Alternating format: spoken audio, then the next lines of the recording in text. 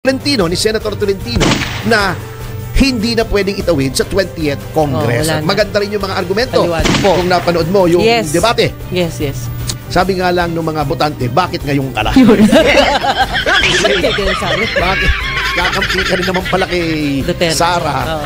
Late pa, tapos na yung eleksyon. Ang nangyari, sa kangkungan pinulot. Yun din pala yung stand niya. Bakit hindi pa niya sinasabi noon? Ang daming mga bumaliktad na pinarusahan. Pinarusahan, oo. Sayang. Diba? Kasi ang dami talagang nagalit sa mga bumaliktad. Totoo. Katulad ni Governor Gwen. Noong Pangulo si Duterte. Ginang Arroyo. Arroyo siya. Kay Duterte. Pagkatapos, pag wala na sa poder, iniiwanan na niya. Ayaw ng mga tao doon Mga loyal yung mga Bisaya Talagang very proud race yan. Kaya ayaw nila ng ganon. Sa ngayon, yung question ng impeachment. Di ba? Mainit na tinatalakay. Di ba? Kung napanood mo yung debate. Yes. Between si Coco Pimentel at si Senate President Chis Escudero, kung saan tinutulak ni Coco Pimentel yung impeachment. Ayaw namang schedule agad ni Chis at inaargumento rin. Sabi ni Senator Coco. Siyempre, bilisan yung asawa niya si Katrina Special Envoy. Nakalagay na. Special Envoy. Special Trade Envoy to the United Arab Emirates. Wow. Diplomatic position. Diba? Maganda yun, yung babae na yun. Yun. Kaya bumaliktad ang Coco. Di ba?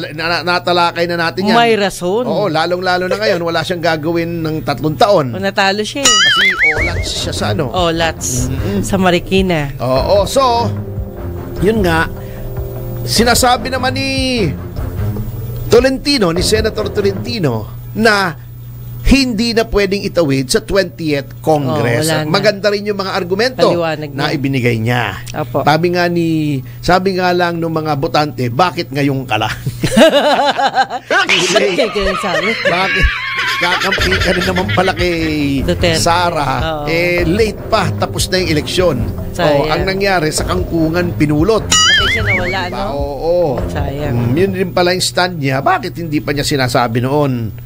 Diba? Kasi ang dami talagang nagalit sa mga bumaliktad. Totoo. Katulad ni Governor Gwen. Noong Pangulo si Duterte.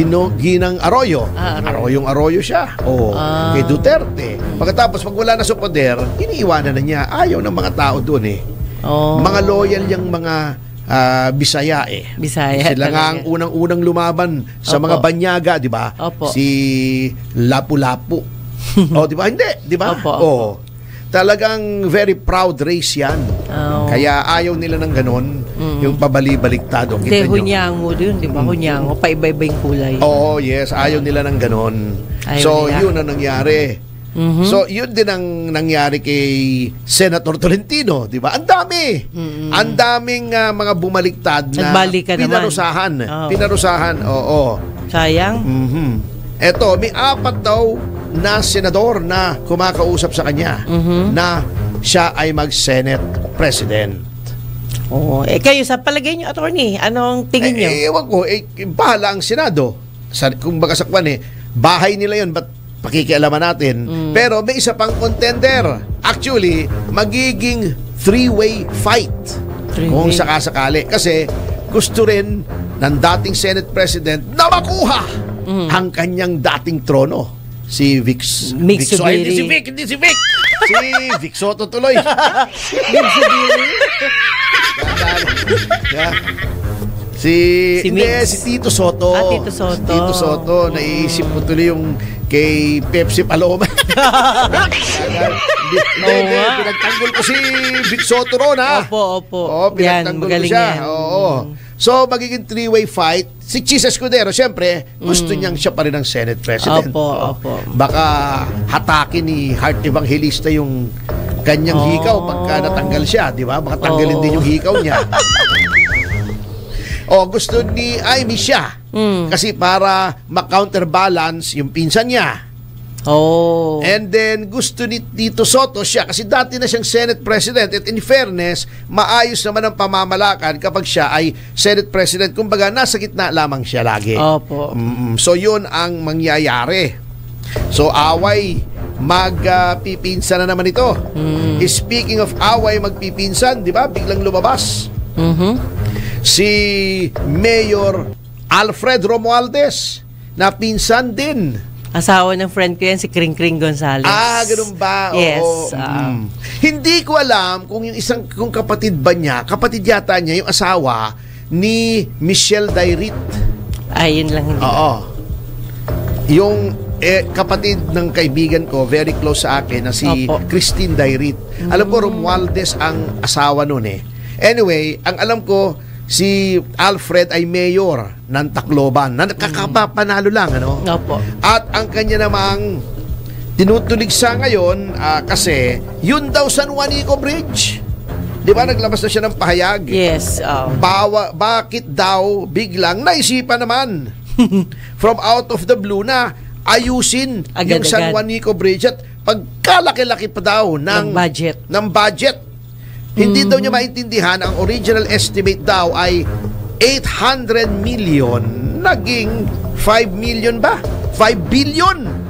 Wow! Ano ba yon? Tingnan nga natin kung 800 million, naging 7 billion.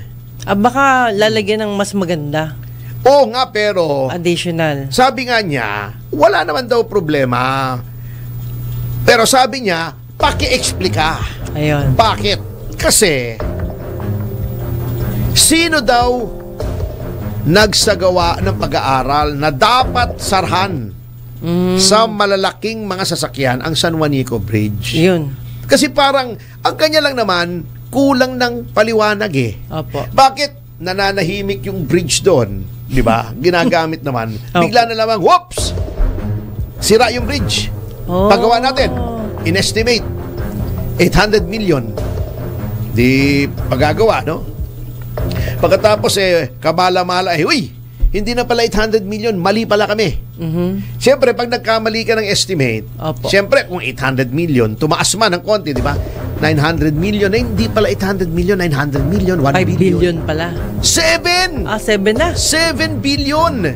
Wow. Biglang, nagkamali kami ng estimate. Ang mali yung kalkulasyon namin, hindi pala 800 million, magkano pala? 7 billion.